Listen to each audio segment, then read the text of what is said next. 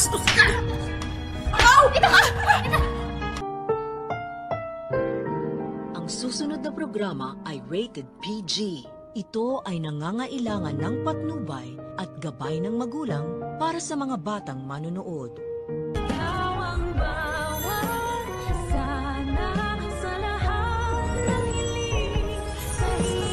Anak, nakakasama mo na siya.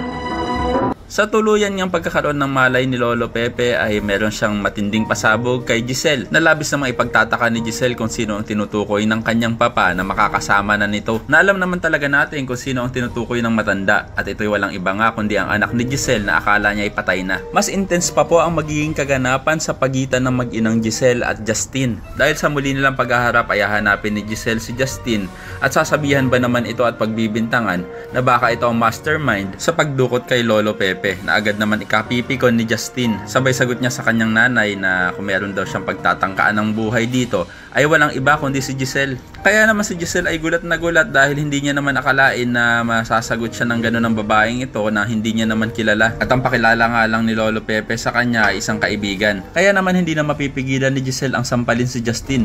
Pero hindi din naman papatalo si Justin at masasampal niya din ang babaeng pinamigay siya sa ibang tao. At makikilala na nga din natin ang guardian ni Justin na walang iba kundi si Tonton Gutierrez. At kung paano niya mababago ang buhay ni Giselle ay ang dapat natin abangan. Samantala, mukhang lumalala na talaga ang sitwasyon ni Lynette dahil unti-unti na nga siyang nalalagasan ng buhok. Kaya naman mapapayakap na lang siya sa kanyang asawang si Carlos dahil sa sobrang niyang pag-aalala.